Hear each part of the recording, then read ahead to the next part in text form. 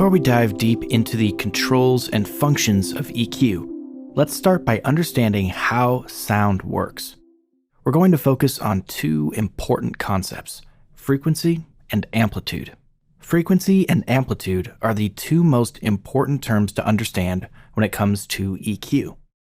When you hear a sound, you're sensing the vibrations that are traveling through the air and are vibrating your eardrum, and your brain interprets these vibrations as sound. The number of vibrations per second is the frequency of the sound, and it is measured in hertz. So a very, very low sound might cause vibrations at about 100 times per second. This would sound like this. So that sound is vibrating at 100 times per second, which we call 100 hertz. So 100 hertz sounds very low. Here's what 2000 hertz sounds like.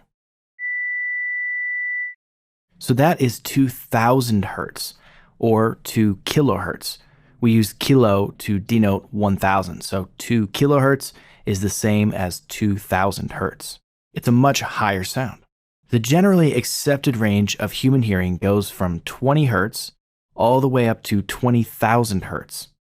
However, everyone's hearing is different, and it depends on many factors, like your age. It's actually very rare for an adult to hear all the way up to 20 kilohertz.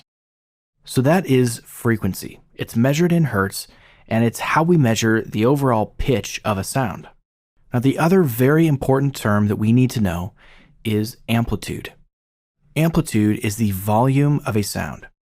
We measure the amplitude in decibels, and we write it as dB. So we know that frequency is the pitch of the sound, and it's measured in hertz. And we also know that amplitude is the volume of a sound, and it's measured in decibels. When we combine these two values onto a graph, where the vertical axis is the decibels, and the horizontal axis is the hertz, it looks something like this. And that is where the equalizer comes in. With an equalizer, or EQ for short, we can adjust the amplitude of different frequencies by different amounts. If we want to turn up just the low frequencies, around 100 hertz, by 3 decibels, we can do that with an EQ. We could also turn down the amplitude of the high frequencies, around 10 kilohertz, by 6 decibels. So to recap, we can selectively turn up or down the volume of different frequencies by different amounts with an EQ. And that is the core fundamental function of every EQ. Now, there are a lot of different advanced features and controls, different types of equalizers, and a ton of different ways to cut and boost different frequencies, which we'll go through step by step later in this course.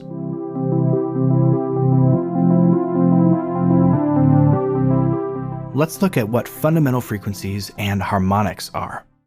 They're both very important terms, and we're going to break them down and look at exactly what they mean.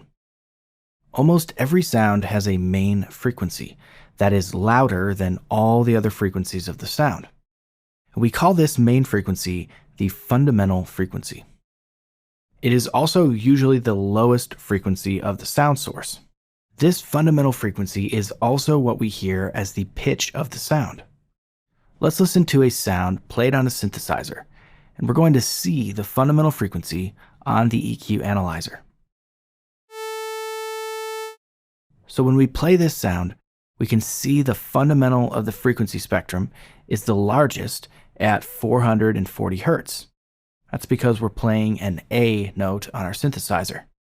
We call this lowest, loudest frequency the fundamental frequency because it's the most important frequency for determining the pitch of the sound.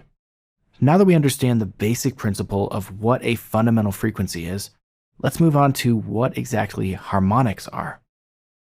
The harmonics are the higher frequency material that make up the full harmonic spectrum of a sound. Take a look at this sound focusing on the harmonics. With this particular sound, we see a lot of harmonics above the fundamental frequency, and that's what's giving it its tone and timbre. Harmonics are very important in creating the timbre and the character of sounds. To illustrate the importance of harmonics, we're going to listen to two very different sounding instruments, a piano and a trumpet. They're both going to be playing the exact same note at the same fundamental frequency, but they're going to sound completely different because of the presence of different harmonics in each of these instruments. Take a look at this piano note. So we see the large fundamental frequency, and we also see some harmonics above it. Now let's take a look at the trumpet.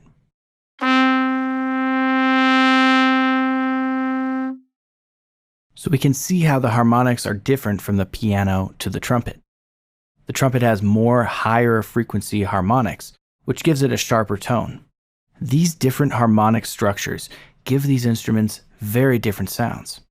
And the reason that you can easily identify which note is the piano versus the trumpet is because over time, you've learned what each of these instruments' harmonics sound like. So you're able to easily identify them when you hear them.